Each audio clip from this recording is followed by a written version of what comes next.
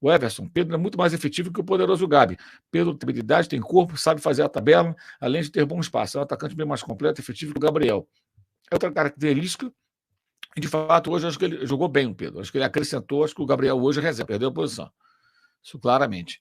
Diego Mendes, você acha que o Flamengo deve mapear jogadores como o Hollister? Roleiser, melhor dizendo. Hollister é marca de roupa. Roleiser, que é a do Estudiantes. O De La Vega, Lanús, futebol argentino.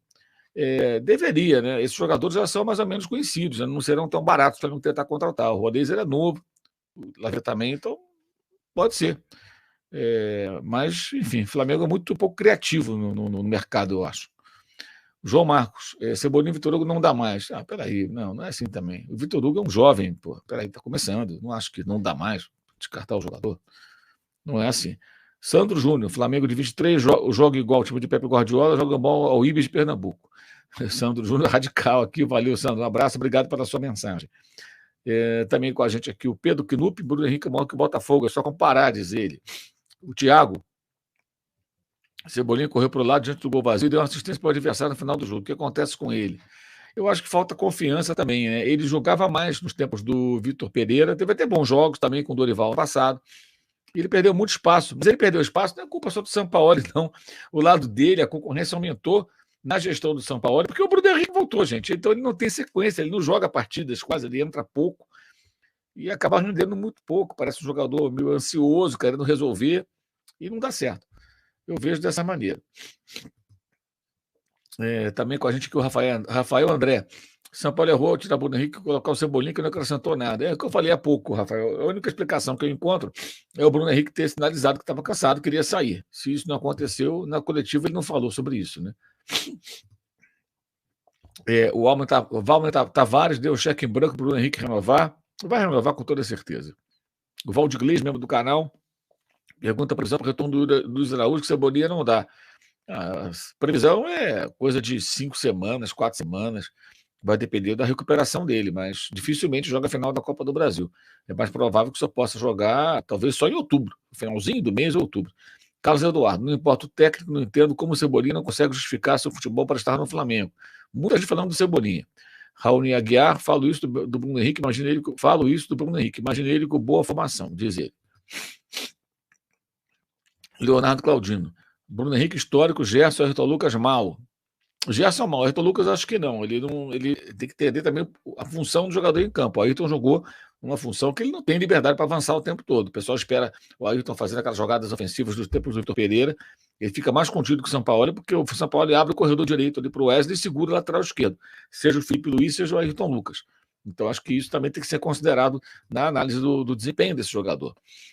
O Flávio Taboada diz que a diretoria é incrível, fica discutindo a renovação do Gabigol no renova do Bruno Henrique.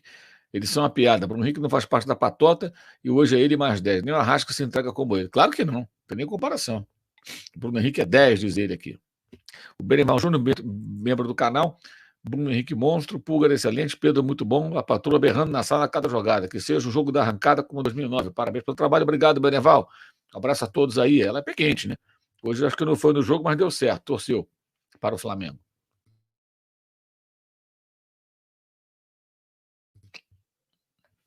O Emerson, quando eu lembro que o Cebolinha tem contrato até 2026, me dá até uma dor no coração. O cara tem a opção de dar um tapa pro Wesley na frente e não faz. Eu só acho, sabe o que, galera? O pessoal está muito preocupado em reclamar do Cebolinha e não falar das coisas boas, do ponto de vista rubro-negro, né? Tudo bem, ele entrou mal e tal, não ajudou como poderia, mas tanta coisa para vocês falarem de positivo na vitória sobre um adversário tradicional, como o Botafogo gosta de dizer, que é mais tradicional, jogando em casa, num gramado artificial, que é complicado. O time estava invicto, venceu todos os jogos em casa. O Flamengo vence o jogo, joga bem e o pessoal só reclama do Cebolinha. Vamos curtir um pouquinho, né? Você que é rubro-negro, curta um pouquinho a vitória, né? Fale das coisas boas também. Pelo amor de Deus, o pessoal está muito amargo aqui.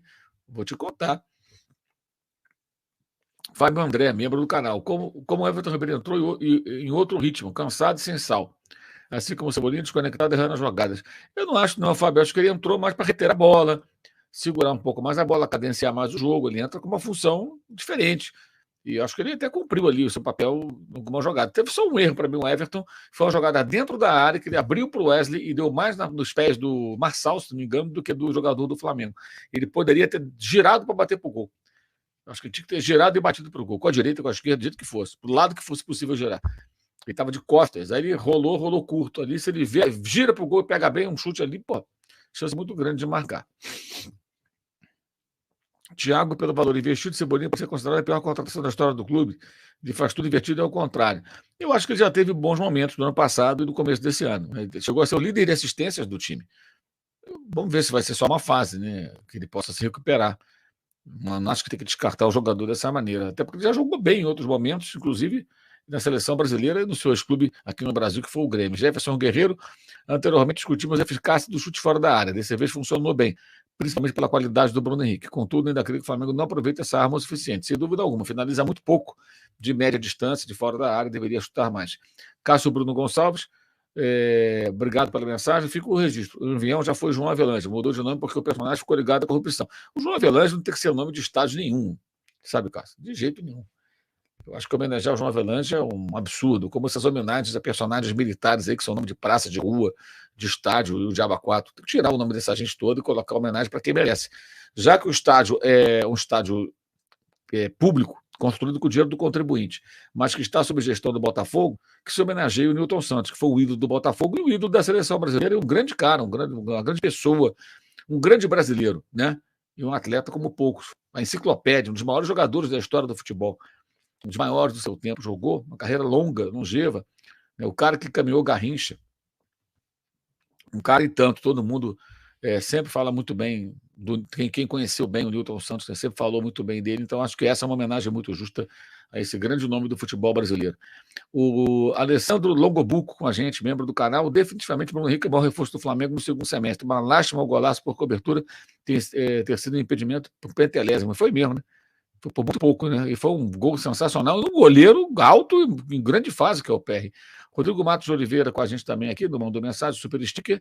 Obrigado, Rodrigo. Diogo Maris, o que justifica a titularidade do Vitor Hugo? A ausência do Arrascaeta e a tentativa do técnico de ter um jogador mais jovem com mais força, né? A opção dele qual? O Everton Ribeiro. O Everton Ribeiro não consegue, na minha opinião, render como antes. Eu acho que ele é um jogador hoje para entrar em pedaços de jogos e jogos mais suaves. O jogo de hoje, pegado, muito físico, eu acho que a escolha do Vitor Hugo faz até mais sentido. Ele botou hoje no meio campo com o Vitor Hugo, com o Alan, com o Pulga e o Gerson.